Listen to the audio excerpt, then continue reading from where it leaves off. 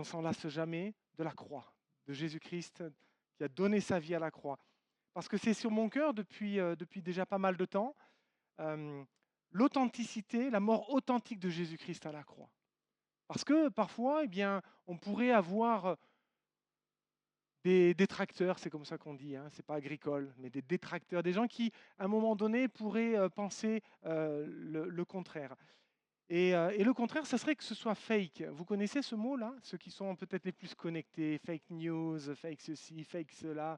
Ça veut dire faux, c'est ce qui n'est pas authentique, c'est ce qui n'est pas vrai, ce qui n'est pas sincère, ce qui est là pour tromper.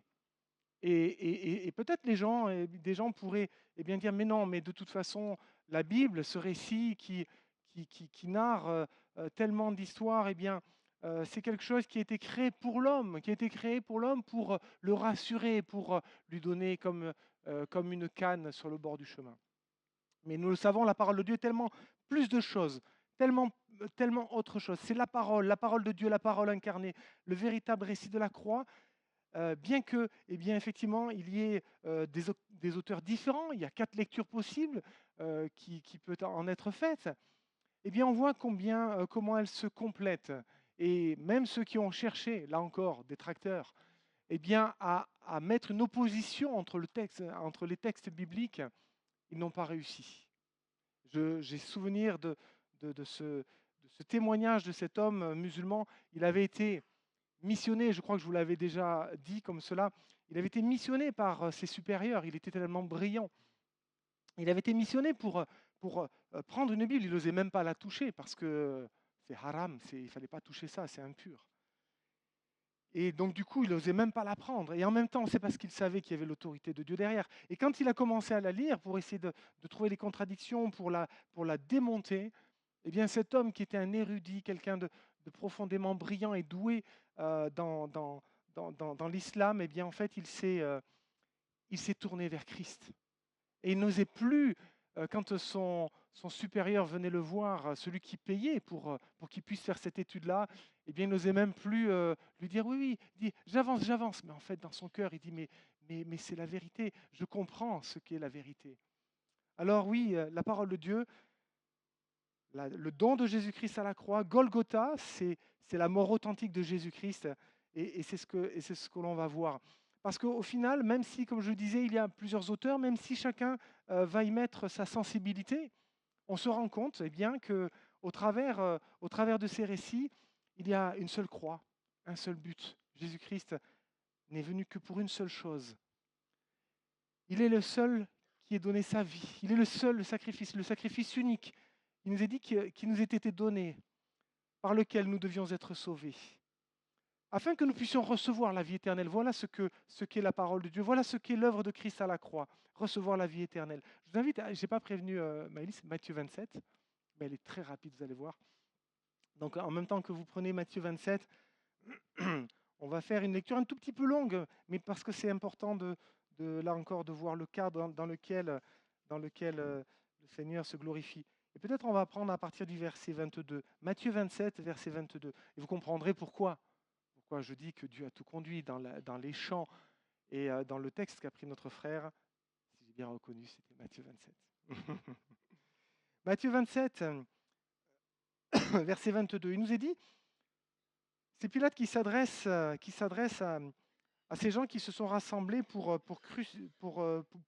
amener Christ à la mort. Hein, et il leur dit, que ferais-je donc de Jésus, qu'on appelle Christ? Et tous répondirent qu'il soit crucifié. Et le gouverneur dit, mais quel mal a-t-il donc fait? Et il crièrent encore plus fort, qu'il soit crucifié, crucifie-le. Pilate, voyant qu'il ne gagnait rien, mais que le tumulte au contraire augmentait, alors il prit de l'eau, il se lava les mains en présence de la foule, et il dit, je suis innocent du sang de ce juste. Cela vous regarde à vous. Parce que c'est lui qui devait rendre la justice. Ils étaient venus pour accuser Jésus. Ils étaient venus pour le faire condamner. Ils ne pouvaient pas le condamner eux-mêmes. Il fallait que ce soit le procurateur, il fallait que ce soit l'autorité qui le condamne. Et une parole qui est importante qui est là. Tout le peuple répondit que son sang retombe sur nous et sur nos enfants. Waouh, c'est terrible. Hein, j'ai l'impression que je la redécouvre, ce verset, cette phrase, cette déclaration et tout ce qu'elle renferme de malédiction. Je continue ma lecture. Alors Pilate leur relâcha Barabbas. Eh oui, parce que c'était la coutume, il fallait relâcher quelqu'un. Après avoir fait battre de verre Jésus, il le livra pour être crucifié. Les soldats du gouverneur conduisirent Jésus dans le prétoire, et ils assemblèrent autour de lui toute la cohorte. Ils lui ôtèrent ses vêtements et le couvrirent d'un manteau écarlate. Ils tressèrent une couronne d'épines qu'ils posèrent sur sa tête, et ils lui mirent un roseau dans la main droite. Puis, s'agenouillant devant lui, ils le raillaient, en disant « Salut, roi des Juifs !» Et ils crachaient contre lui. Ils prenaient le roseau et ils frappaient sur sa tête. Après s'être ainsi moqués de lui, ils lui ôtèrent le manteau, lui remirent ses vêtements et l'emmenèrent pour le crucifier.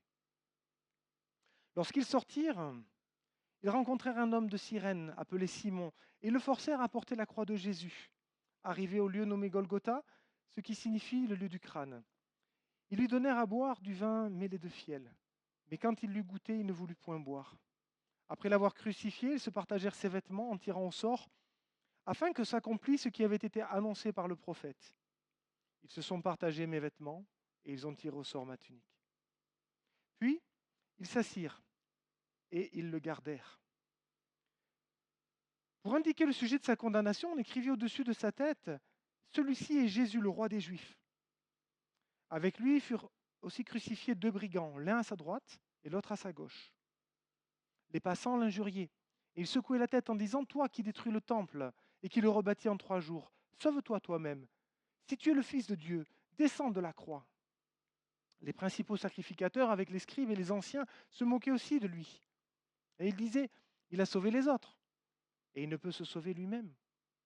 S'il est roi d'Israël, qu'il descende de la croix, et nous croirons en lui. » Et là, on entend les rires, on entend les moqueries.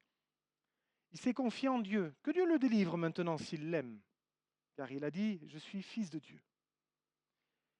Les brigands, crucifiés avec lui, l'insultaient de la même manière. Depuis la 6e heure jusqu'à la 9e heure, il y eut des ténèbres sur toute la terre. Et vers la 9e heure, Jésus s'écria d'une voix forte, Élie, Élie, lama sabachthani, c'est-à-dire mon Dieu, pourquoi m'as-tu abandonné? Quelques-uns de ceux qui étaient là, l'ayant entendu dire, il appelle Élie. Et aussitôt, l'un d'eux courut prendre une éponge qu'il remplit de vinaigre, et l'ayant fixée sur un roseau, il lui donna à boire. Mais les autres disaient, laisse-le, voyons si Élie viendra le sauver. Jésus poussa de nouveau un grand cri, et il rendit l'esprit. Amen. Amen. Je ne sais pas quelle est notre perception de ce récit. Je crois qu'il y a plusieurs façons de le percevoir. Je pense que la première fois qu'on l'a entendu, on avait peut-être une conviction, on avait peut-être une idée, on avait peut-être en tout cas, on avait peut-être un premier ressenti. Et aujourd'hui, comment est-ce que nous le recevons? Moi, j'ai l'impression, vous savez, quand je le lis, qu'il y a comme ce macaron quand on regarde la télévision, quand on est face à des films difficiles, eh bien, il y a, je ne sais plus comment ça s'appelle, l'autorité là de surveillance qui estime qu'à partir d'un certain âge, on ne peut pas regarder, enfin en deçà d'un certain âge, on ne peut pas regarder ce type de programme parce que c'est trop violent, parce que c'est trop sanglant ou je ne sais quoi. Et j'ai l'impression que la première fois que j'ai lu en fait ce récit de la croix, eh bien, c'est un peu comme s'il y avait ce macaron et je n'ai pas forcément vu les choses comme elles étaient. Alors, on peut bien au contraire plonger complètement dans l'atrocité de ce récit et vraiment comprendre quelle est la souffrance que Jésus a endurée. Parce que, vous voyez, c'est juste quelques mots. Il le livra, voyez, après avoir fait battre Jésus de verge, il le livra pour être crucifié. Juste une petite phrase comme cela. Mais vous savez que si vous avez beaucoup d'imagination, et quand je racontais un peu comment je m'étais fait mal, désolé hein, que ce soit encore visible, mais c'est comme ça, quand j'ai raconté à certains comment je m'étais fait mal, il y en a, ils ont dit non, ne me raconte pas plus, parce qu'ils ont de l'imagination. Vous voyez? Et parfois, c'est comme ça, quand on raconte nos bobos, parfois c'est des gros bobos, et bien en fait, ça nous prend les tripes, ça nous prend aux entrailles, là, comme ça. Et peut-être qu'effectivement, eh bien, Mel Gibson, je pensais au travers de ce texte à ce film qui a été réalisé par Mel Gibson. J'en fais pas la promotion. Il a eu une grande imagination qui est peut-être en deçà de la réalité, Mais en tout cas, si jamais vous avez regardé ce film, La Passion du Christ, eh bien en fait, vous ne pouvez pas rester indifférent. Soit vous quittiez la salle, il y en a qui l'ont fait, soit vous refusiez même d'y rentrer, euh, mais vous ne pouvez pas rester indifférent. Et quand vous regardez l'atrocité telle que ça a été mise en scène, c'est de la mise en scène, mais était-ce en deçà de la réalité? Était-ce au-delà? On sait très bien, et ce n'est pas que la Bible qui le dit, mais on connaît vraiment l'atrocité dans laquelle je ne trouve pas le mot, mais se vautrer l'autorité romaine au travers de ces crucifixions, au travers de ces châtiments qui étaient imposés. Et ce n'est pas que la Bible qui le dit, beaucoup de récits historiques le racontent. Et on parle de ces os qui étaient accrochés. Un os, c'est quelque chose de dur, c'est quelque chose qui est cinglant. Et oui, il y avait une véritable horreur au travers de cela. Au point que Jésus, qui n'a rien de quelqu'un de faible, c'est quelqu'un d'ordinaire, si vous me le permettez, c'est ce que la parole de Dieu nous explique. Il avait aussi un métier, il était charpentier. C'est quelqu'un de normal, mais il n'a pas pu porter sa croix jusqu'au bout, tellement il avait battu de coups de fouet. Parce qu'il y avait une véritable déferlante de violence derrière cet instant-là. Alors, peut-être que c'est la manière dont vous avez été à un moment donné amené à lire ce texte. Et puis peut-être que, au contraire, vous allez rencontrer des gens qui vont, au travers de cette lecture-là, simplement en retirer le récit historique. Effectivement, un homme est venu, il s'appelait Jésus. Et puis, voilà, on prend les choses comme elles sont dans le texte, après tout. D'accord, ok, il a donné sa vie, c'est ce qui est écrit. Et puis, après lui, finalement, ses disciples ont pris la suite, etc. Voilà. Donc un homme qui a marqué son temps, quelqu'un qui a su rassembler, voilà, le côté historique. Et je connais des gens comme cela. Si vous leur parlez de la Bible, eh bien, en fait, limite, presque, ils peuvent la connaître mieux que vous. Mais ils connaissent l'histoire. Et c'est vrai que si je repasse quelques années en arrière dans mon enfance, dans ma jeunesse, quand on m'a fait connaître l'Évangile, quand mon père nous a partagé sa conversion, quand il nous a amenés à l'Église, eh bien, je connaissais l'histoire. J'avais fait mon catéchisme, je la connaissais, l'histoire, le côté historique. Je savais qu'après, oui, il y avait une douzaine de gars qui l'avaient suivi. Voilà. Il s'était passé des choses. Il avait marqué son temps, nos calendriers sont datés, etc. etc. Mais est-ce que je le connaissais? Je ne le connaissais pas. J'avais certainement, bien sûr, alors que j'étais là sur les bancs du catéchisme, eh bien, reçu cet enseignement comme une histoire. Ça n'avait pas touché mon cœur. C'est la deuxième façon peut-être de le voir. Il y a un troisième regard que j'aime bien, parce que je suis un ancien scientifique, si vous voulez, par là. C'est le regard un peu mathématique. Il y a plein d'équations. Il y a des gens peut-être qui ne sont pas très familiers avec les mathématiques, les équations, mais c'est bourré d'équations. Et je vais vous en donner quelques-unes, vous allez comprendre. Je n'ai pas le temps, j'aurais aimé préparer quelque chose, j'aurais vu ces équations s'écrire. Si je prends moi et mon péché, donc moi plus mon péché, égale ma mort. Première équation simple, basique. On a du mal déjà à la lire. Il y a beaucoup de gens qui tournent la page quand ils arrivent sur ce premier problème. Moi plus mon péché égale la mort. Et peut-être ce matin, quelqu'un est dans ce cas-là, avec ce refus de voir son péché. Parce que oui, oui, ça conduit à la mort. L'équation, elle est posée. Mais si déjà tu as compris que ton péché t'éloigne de Dieu, que ton péché te conduit à la mort, c'est très bien, parce que c'est la première étape. C'est à un moment donné, le Seigneur a besoin d'ouvrir nos yeux là-dessus. Cette équation, en fait, heureusement, elle n'en est pas restée là. Et on va rajouter dans l'équation, on va rajouter Jésus. Donc moi, mon péché est Jésus. Et là, on arrive à sa mort. Et puis moi. Mais sa mort. C'est-à-dire que là, on voit que déjà, dans l'équation, vous voyez, il se passe des choses. C'est vraiment ceux qui aiment les équations, vous allez vous régaler. Mais vous rajoutez Jésus dans l'équation, déjà, c'est plus la même équation. C'est que déjà, la mort, elle a changé de camp. Eh oui, parce que Jésus prend notre condamnation. C'est lui qui va subir la mort. Et moi, je suis exempt de celle-ci. Alléluia. Alléluia. Deuxième équation. Troisième équation, vous rajoutez 3 jours à l'équation. Oui, on peut tout faire. Hein. C'est une équation à plusieurs inconnus, on pourrait dire. Mais non, en fait, on la connaît. On connaît ces équations, on connaît ces inconnus. Ce n'est pas des inconnus. Vous rajoutez 3 jours, vous rajoutez du temps. 3 jours. Et l'équation, elle va encore changer. Parce que là, vous prenez sa mort, vous êtes toujours là. Le moi, il est là. Et vous rajoutez sa résurrection au bout de 3 jours. Et là, vous arrivez à ma résurrection pour la vie éternelle. Amen. C'est extraordinaire. Et lui, il est toujours là. Il est dans le ciel de gloire. Alléluia. J'aime les équations, vous avez compris.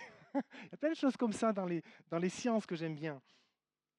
Donc, on est passé de quelque chose qui est effectivement dramatique à un mieux quand Jésus donne sa vie pour nous, mais par sa résurrection, eh bien, il nous amène dans la vie éternelle. Et ça, c'est parfait, c'est ce qu'il a fait. Il nous a dit que celui qui croit au Fils, il a la vie éternelle. Jean 3,36. Vous rajoutez 20 à Jean 3,16 et vous arrivez à Jean 3,36. Celui qui croit au Fils, il a la vie éternelle. Alléluia. Et quelle est notre attitude par rapport à cela? Je poursuis. Et je voudrais prendre dans un deuxième point le fait que Jésus, lui, ne renonce jamais à son but. Il va faire preuve d'abnégation, c'est-à-dire il va se priver volontairement de quelque chose dans le but de satisfaire autre chose. Jésus ne renonce pas à son but. C'est le deuxième point que je voudrais que nous puissions voir. Son but, on le trouve dans Luc au chapitre 24, au verset 7, plein d'autres endroits évidemment. Il disait, il faut que le Fils de l'homme soit livré entre les mains des pécheurs, qu'il soit crucifié et qu'il ressuscite le troisième jour. Voilà le but de Jésus. Alléluia. Qu'il donne sa vie, qu'il subisse la condamnation, la mort et qu'il ressuscite au troisième jour. Et face à ce but-là, eh bien, on va voir que Jésus ne va pas renoncer. On ne l'a pas forcément lu, il aurait fallu lire aussi tout le chapitre 26, et vous avez vu, j'étais déjà assez long. Mais au chapitre 26, il nous est parlé de Gethsémani. Gethsémani, et dans l'enchaînement, l'arrestation de Jésus-Christ. Là, Jésus encore, il ne va pas renoncer à son objectif. Il sait que son temps arrive. Vous avez vu comment, dans les évangiles, à plusieurs reprises, ils ont essayé de se saisir de Jésus, et Jésus, il était insaisissable. Couvert d'huile, à Mayotte, en fait, vous savez, quand on était là-bas dans les années 2010, comme ça, eh bien, on nous disait, de toute façon, si les voleurs viennent dans ta maison, s'ils s'introduisent, parce que c'était le sport national, ça l'est un peu moins maintenant, il y a d'autres problématiques, eh bien, en fait, les gars, ils s'enduisaient d'huile, comme ça. Parce que quand, à un moment donné, ils rentraient dans votre maison, vous étiez dans la maison, hein, ils n'ont pas de problème avec ça, et ben, vous essayez de les attraper, et en fait, ils vous filent entre les doigts. Parce que forcément, vous l'attrapez par le bras, et il vous file entre les doigts, comme ça. Et c'est un peu ce qui se passe. Jésus, lui, il est revêtu d'une autre huile. Amen. C'est pas la mauvaise huile comme eux, ils se mettaient, je ne sais pas si c'était l'huile de vidange d'ailleurs, mais Jésus, c'est l'huile sainte qui le recouvre, c'est cette onction qui est sur sa vie. Et même quand eh bien, ce n'était pas son temps, quand ils essayaient de se saisir de Jésus, ils n'y arrivaient pas. Il était là au milieu d'une foule, parfois hostile, quand il y avait les sacrificateurs, les religieux qui étaient là, qui voulaient se saisir de lui, ils n'y arrivaient pas. Il y avait comme quelque chose comme ça. Alléluia. Seigneur, eh bien, là, malheureusement, il sait que, enfin malheureusement, heureusement pour nous, le Seigneur, là, il sait il est sur ce temps de la fin. Et à Gethsémane, il sait que son heure vient. Alors, il prend ses disciples avec lui, et dans Gethsémane, en fait, il va prendre Pierre, Jacques et Jean, il va les emmener avec lui, un petit peu à part, comme ça. Les autres, il les laisse à part. Et lui, il les amène un peu plus loin, et puis il leur dit, mais restez là, priez, intercédez, veillez, j'ai besoin que vous soyez là. Et moi, je vais m'éloigner encore un petit peu plus, parce que j'ai quelque chose à vivre, j'ai quelque chose à porter que vous ne pouvez pas porter, mais j'ai besoin que vous soyez là avec moi. Alors, on le sait, bien sûr, ça sera difficile pour eux, j'étais vraiment dans cette fatigue tellement grande qu'ils ont pas su veiller. Mais là, en fait, Jésus, par 3 fois, en fait, il va se mettre à part, il va prier le Père et il va dire, mon Père, s'il est possible que cette coupe s'éloigne de moi, et c'est comme si on était suspendu. Et là, il dit, toutefois, non pas ce que je veux, mais ce que tu veux, au verset 39. Un peu plus loin, il dira, mon Père, s'il n'est pas possible, vous voyez, et c'est arrivé par 3 fois qu'il s'est mis à part pour prier. S'il n'est pas possible, d'abord, s'il est possible, et il s'arrête, non, c'est ta volonté. La deuxième fois, s'il n'est pas possible, alors que ta volonté se fasse. Et enfin, une troisième fois, il reviendra encore à part dans cette intensité, dans cette souffrance, parce qu'il est en train de vivre ce qui va arriver. Il va vivre l'abandon, il va vivre, il prépare son cœur à l'atrocité des moments qu'il va connaître. Alors, eh bien, il va se retrouver dans cette situation-là. Pourtant, Jésus, par lui-même, pouvait se soustraire, même à Gethsémani. Rien ne l'empêchait de dire, non, c'est trop dur. C'est trop dur. Je sais, je vois ce qui va se passer. Et je ne vais pas résister. Mais il sait qu'il va résister. Pourtant, il est parfaitement, il est aussi parfaitement homme. Il est parfaitement susceptible de tomber dans cet instant de faiblesse.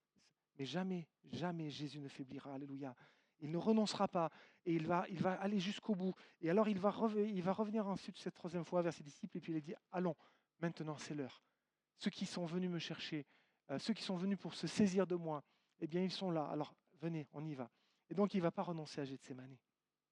Il ne renoncera pas non plus un peu plus tard quand il sera dans la cour de Caïphe, le souverain sacrificateur. Là encore, ils sont dans la moquerie, ils sont dans le mépris.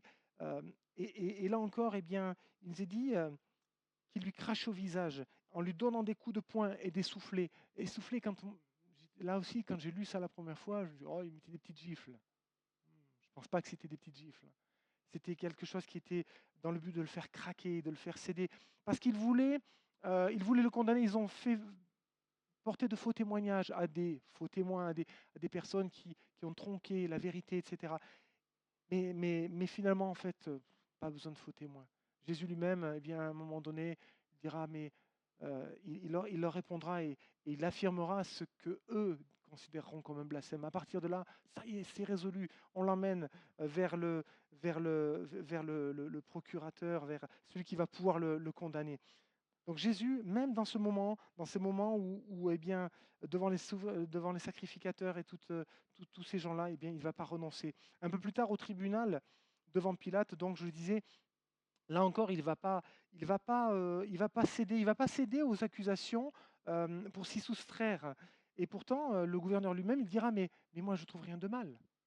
Je trouve rien de mal, on l'a lu, je trouve rien de mal chez cet homme. Donc, pourquoi voulez-vous que je vous le condamne? Il ne rentre pas dans la case.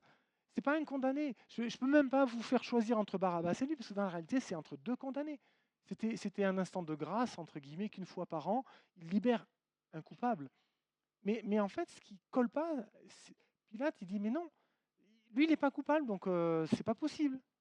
Mais comme il voit le tumulte, comme il voit l'agressivité, comme il voit la fermeté de leur décision, eh bien en fait, il va le considérer, ok, d'accord, vraiment vous voulez, ok, donc ce sera lui. Et donc je vais libérer Barabbas, et c'est ce que nous avons lu.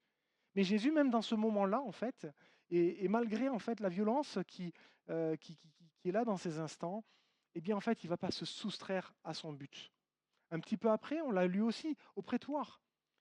Le prétoire, c'est, vous savez, quand ils ont amené Jésus, quand on lit les 4 évangiles, on voit qu'il y a plusieurs mouvements. À un moment donné, il va aller aussi voir l'autre, j'ai oublié son nom, c'est pas grave, c'était dans Luc. Mais en fait, il va y avoir plusieurs mouvements. Mais quand il va se présenter, quand il se présente une première fois, eh bien, devant Pilate, il y a même un moment, il est là avec son épouse, et puis son épouse, elle lui dit, mais écoute, vraiment qu'il n'y ait pas d'histoire avec lui, parce que déjà, il m'a vraiment tourmenté cette nuit. J'ai été tourmenté en songe. J'ai eu des choses qui m'ont mis vraiment mal à l'aise. Donc, vraiment, fais gaffe à ce que tu fais, parce que là, cette histoire, elle est compliquée, quoi. Et elle ne veut pas d'ennui. Elle veut pas d'ennui. Et donc, du coup, on peut imaginer qu'à un moment donné, il est un peu dans ce face-à-face avec Pilate. Et puis, à un moment donné, donc, ils vont le ramener là au prétoire. Et au prétoire, c'est ce qu'on disait, c'est ce qu'on a lu tout à l'heure, c'est ce que notre frère a lu. Eh bien, ils vont réunir comme cela toute la cohorte et tout cela, et ils vont faire cette couronne d'épines qu'ils vont mettre sur sa tête, et ils vont pas la poser délicatement. J'ai eu l'occasion un jour de faire une couronne d'épines, je vous assure, avec une espèce d'agrumes. Les aiguilles, je vous dis, elles étaient grandes comme ça. Et donc, on voulait faire une scénette justement sur la crucifixion. Alors, il y avait un frère qui avait confiance dans mes talents pour pas que je lui perce la tête. Et donc j'ai fait cette couronne d'épines avec cette espèce de branche de citronnier. Ce n'était pas un citronnier, c'est une espèce qui était à Mayotte là encore. Et donc il y avait toutes ces épines qui étaient là dans tous les sens. Je me suis fait mal, hein, je vous garantis. Après j'ai coupé toutes les épines qui étaient vers le bas et j'ai mis des pointes de colle sur chacune d'elles pour faire un petit bourrelet, pour pas le blesser, quoi. Et donc là après on a ajusté ça sur sa tête. Ils n'ont pas pris toutes ces précautions avec Jésus. Le but, c'était de le blesser. Le but, c'était de l'humilier. Tu es roi des Juifs.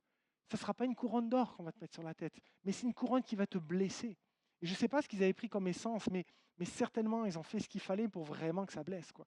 Et alors, il est dit que même avec la verge, c'est certainement celle qu'il lui avait donnée, mais peut-être d'autres, ils tapaient sur la tête. Ils n'auraient pas tapé avec leurs mains. Non, non. On ne se serait pas investi quand même. cette façon-là. Non, on va prendre un objet, on va taper sur la tête de Jésus pour le blesser un peu plus, pour le meurtrir. Au prétoire, Jésus ne renonce toujours pas, malgré tout cela, malgré les crachats, malgré les insultes. Il nous est dit au verset 30-31, on l'a lu, il crachait contre lui, prenant le roseau et frappait sur sa tête. Après s'être ainsi moqué, ils lui ôtèrent ce manteau, ce simulacre qu'ils avaient imaginé, des artistes, très théâtreux ces gens-là. Ils lui ont redonné ses vêtements et là ils l'ont conduit pour la crucifixion.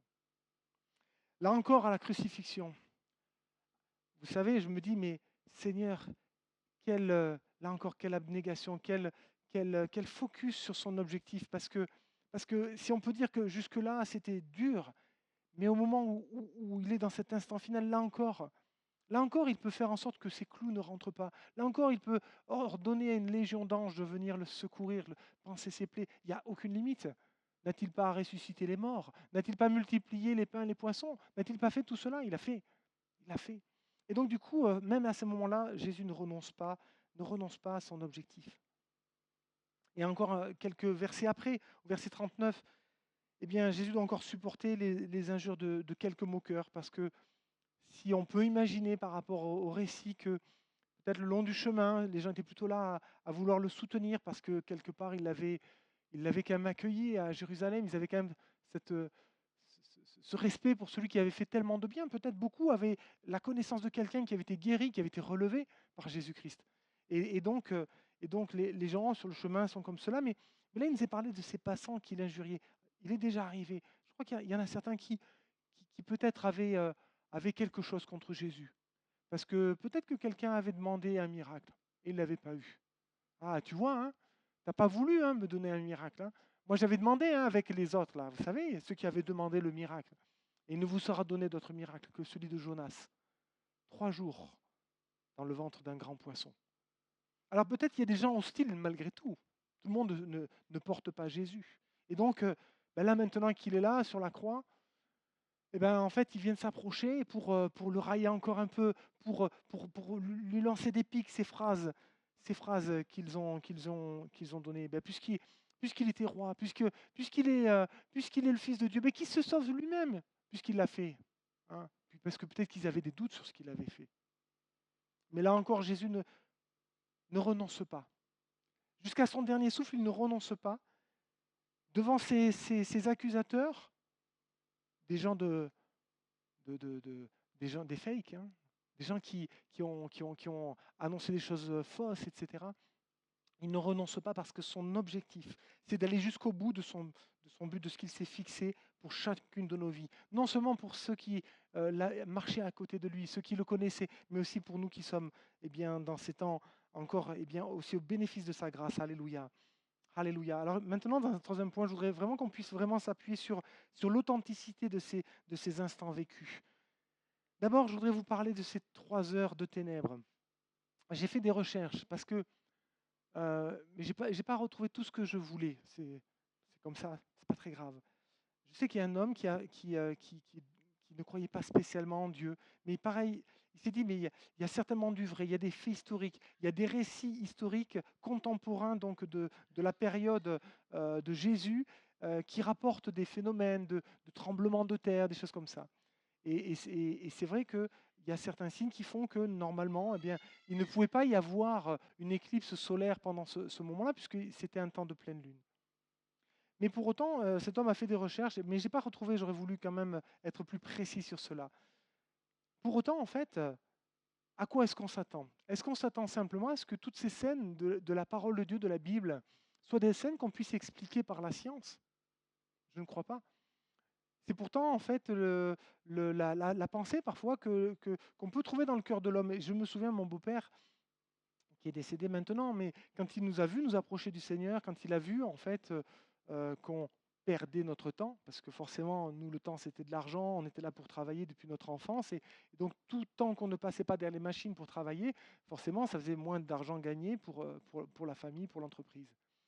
Et donc du coup, forcément, quand il voyait qu'on partait le dimanche pour aller écouter l'Évangile, il y avait une grande hostilité dans son cœur. Et puis, à un moment donné, quand il a vu que la force ne marchait pas, il a essayé de nous amadouer. Ah, mais moi aussi, j'ai connu un homme, il était bien. c'était bien. Ah oui, oui, il nous parlait bien, il nous donnait plein de bons conseils pour la vie, très bien. Il parlait d'un religieux. Et puis quand il parlait des miracles, il savait parler des miracles. Donc comme quoi il avait aussi une culture qui était là. Et il nous disait, mais vous savez, quand ils se sont partagés ce repas, les 4000, c'est juste que les gens étaient tous polis. Et quand les paniers sont passés, personne n'a osé prendre. Ils ont vu qu'il n'y en avait pas assez, donc personne, ils ont fait passer la panière comme ça. Et donc à la fin, et je dis, mais ce qui est faux, je dis, c'est qu'à la fin, il y en avait plus qu'au départ. Donc je dis, même si tout le monde avait été raisonnable, avec cette mentalité auquel je ne crois pas, ça faisait des heures qu'ils étaient là à écouter Jésus. Et la fin, vous savez, c'est assez automatique, je ne sais pas pour vous, mais il y a un moment, ça creuse et puis ça tourne. Vous n'avez pas encore faim, j'espère, hein? Non, ça va, je regarde l'heure en même temps. Mais la fin, elle est là. Et ces gens-là qui s'étaient approchés ce jour-là, ils ont été bénis. Parce que oui, Jésus fait des miracles. Jésus faisait des miracles. Et Jésus a toujours fait des miracles. Il continuera à le faire. Amen. Alléluia. Et donc, il nous expliquait les choses comme ça. Mais non, les choses qui se sont produites au moment où, à Golgotha, Jésus donne sa vie, c'est 3 heures de ténèbres. Moi, je ne sais pas si c'est une éclipse. Ça ne peut pas être une éclipse solaire. En tout cas, pas dans le cadre de ce qu'on connaît aujourd'hui. Parce qu'une éclipse solaire, ça ne dure pas 3 heures. Alors, les 3 heures, on pourrait en douter, mais dans la réalité, plusieurs récits relatent cet horaire. 6e, 9e heure, on date par rapport au lever du soleil, donc on est entre midi et 3 heures. Et ça pourrait être une éclipse solaire. Il y en a bien une, mais elle était beaucoup plus au nord de la Galilée et de la région dans laquelle nous sommes.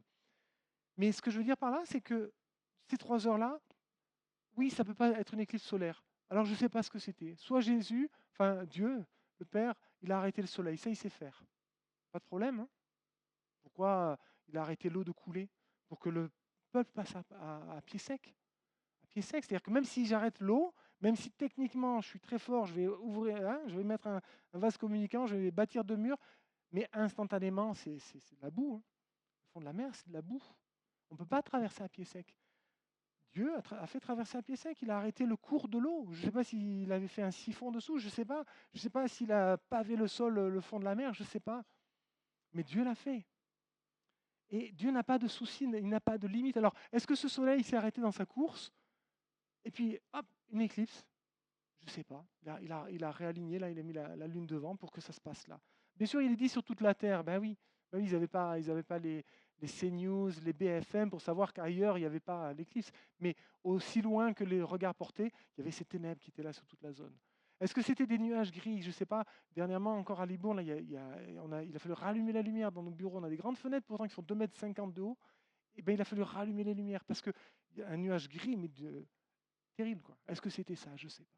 Mais ce que je sais, c'est que pendant 3 heures, il y a eu des ténèbres sur la surface de la terre, comme il est dit, dans cette région si grande qu'elle était. Et Dieu s'est glorifié, là encore, au travers de cela. Vous savez, peut-être vous connaissez aussi, c'est un exemple, mais euh, quand je parle que parfois l'homme, il imagine des choses, parfois l'homme, il essaie d'imaginer comment expliquer un phénomène pour s'y soustraire, pour se soustraire à la grâce de Dieu qui est manifestée au travers de la parole de Dieu. Et par rapport à cela, ça m'a remémoré le fait qu'il y a un des livres de Tintin, une BD de Tintin. Je ne suis pas un grand lecteur, mais petit, j'ai lu les récits de Tintin. Et il y a un moment, en fait, il est attrapé. Alors, je ne sais pas s'il est chez les Incas, les Mayas ou je ne sais quelle peuplade. Et ils l'ont attrapé et ils vont le mettre à mort. Tintin va être mis à mort. Et en fait, il tombe sur un journal dans sa geôle, dans sa caverne, là où ils l'ont enfermé avant de le mettre à mort. Il y a un journal qui est là, qui traîne. Et en fait, en feuilletant le journal, bien sûr, il est dépité. Et je crois qu'il est avec le capitaine Haddock. Et là, en fait, il voit qu'il va y avoir une éclipse. Il voit qu'il va y avoir une éclipse. Alors, qu'est-ce qu'il fait? Parce que ils vont les mettre à mort. Et bien, en fait, ils leur ont dit, ben, vous avez droit quand même à une dernière volonté. Et comme il a vu qu'il y avait cette éclipse, il dit, ben, moi, je veux mourir à 11h28. Donc, vous nous mettrez à mort à 11h28. Et donc, du coup, grâce à cela, quand ils vont être attachés au poteau, ça ressemble quand même un petit peu à la croix, eh bien, il est attaché au poteau et alors là, il commence à invoquer le dieu du soleil, parce qu'il sait il a affaire à des gens qui croient à des dieux. Il commence à invoquer le dieu du soleil et il dit je t'implore, montre-leur que je suis comme ton héritier, comme ceci, comme cela. Vous reconnaissez l'histoire? Vous voyez ce que fait l'homme souvent? Et donc, effectivement, d'un seul coup, alors qu'il est en train de faire semblant de prier le Dieu soleil, eh bien, cette éclipse vient. Et bien sûr, les peuplades sont complètement affolées. Ils disent, oh, mais c'est un Dieu, c'est un fils de Dieu. Et donc, du coup, ils vont le libérer et il va s'en sortir. Et ce qu'on lit comme cela, de façon un peu anodine, comme cela, comme on peut le faire, et parfois ça peut être la même chose sur des musiques ou des choses comme ça, j'ouvre une parenthèse que je ferme aussitôt, mais je dis pour les jeunes parce que parfois on ne sait pas trop ce qu'on écoute, on ne sait pas trop ce qu'on lit, on ne sait pas trop ce qu'on regarde, alors attention s'il vous plaît. Eh bien, on ne se rend pas compte qu'on est sous l'influence d'un message qu'on veut nous donner. Peut-être ce message qui est de dire, oh pardon, excusez-moi, ça fait un écho, hop. Ce message qui est de dire, on va trouver une explication. Jésus n'est pas mort. On va trouver une explication. C'était juste une éclipse solaire. Un instant. On va trouver une explication. C'était la politesse. Ils se sont passés le panier. On va trouver une explication. Et le monde, comme cela, aujourd'hui, comme hier, cherchera toujours à nier l'autorité, la divinité de Jésus. Donc faites attention, même si vous lisez Tintin, c'était très sympa. Mais voilà, sachez que c'est comme cela. Donc, on ne va pas voir le mal partout, mais sachez qu'en fait, il y a indirectement ce petit message. Mais tu peux trouver une explication par toi-même, parce que ces choses-là sont peut-être pas tout à fait comme elles sont décrites dans la Bible. Ça a été enjolivé, ça a été affabulé. Mais je crois qu'au contraire, la fable, elle est ailleurs. Elle est dans justement ce que l'humanité essaye de se détourner de Christ et de se détourner sans cesse. Je parlais donc de l'authenticité de ces instants vécus, ces 3 heures de ténèbres. On pourrait parler du voile déchiré, parce que ça semble être comme dans un même mouvement, même si les évangiles ne parlent pas forcément totalement du tremblement de terre, mais ils parlent vraiment de ce voile qui a été déchiré de haut en bas. Et justement, moi, ce qui me plaît, c'est que si ça avait été de bas en haut, on aurait pensé que c'est quelque chose qui pouvait venir du sol et que c'est quelqu'un qui avait fait, là encore, une mise en scène. Mais Dieu veut manifester les choses et dans ce passage, dans cet instant, ce qui nous est montré, c'est que Dieu a autorité. Il a autorité pour donner la vie, au point même qu'il va permettre ce tremblement de la terre. Je n'ose pas parler de tremblement de terre, parce qu'il n'est pas parlé d'une destruction. Ce n'est pas un tremblement de terre, c'est un tremblement de la terre. Il y a eu un tremblement qui fait que les sépulcres se sont ouverts. Et ces gens qui étaient morts sont revenus à la vie. Et ce que je voudrais vous dire, c'est que ce sont autant de témoins qui sont là, qui vont pouvoir attester. Il nous est dit, au verset 52 et 54, 52 à 54, plusieurs corps des saints qui étaient morts ressuscitèrent. Étant sortis des sépulcres après la résurrection de Jésus, ils entrèrent dans la ville sainte et apparurent à un grand nombre de personnes. Mais je te croyais mort. Je te croyais, mais tu n'es pas mort l'année dernière, mais c'est ton frère? Non, je ne comprends pas. Vous imaginez? Et ça, c'est autant de témoins, autant de personnes qui ont pu attester de cela. Et puis, il n'y a pas que la Bible.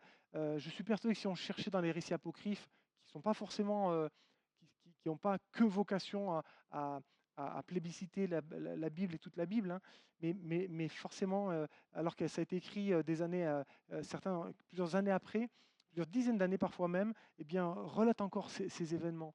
Parce que c'est une réalité, c'est que Christ, celui qui donne la vie, eh bien, il ressuscite encore même les morts le jour où il la donne physiquement pour le pardon de nos péchés. Gloire à Dieu. Alléluia. Et enfin, le dernier point, si vous me permettez d'aborder, c'est l'authenticité du salut au travers de l'abandon du Père. Quand je lisais ce passage il y a des années de ça, je dis, mais c'est terrible cet abandon. Je me disais, mais pourquoi fallait-il que le Père abandonne le Fils? Pourquoi ne l'a-t-il pas accompagné? On sait combien c'est difficile les derniers instants de vie. Il y a des moments, il faut être là pour accompagner quelqu'un. Et on le sait, on est tous passés par des deuils.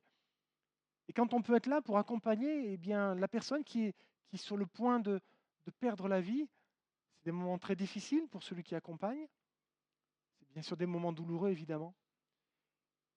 Mais on se dit, c'est tellement essentiel, tellement essentiel. Et là, en fait, je ne comprenais pas comment le Dieu d'amour peut-il abandonner son fils dans ce moment-là? Comment peut-il l'abandonner? Et je trouvais ça injuste.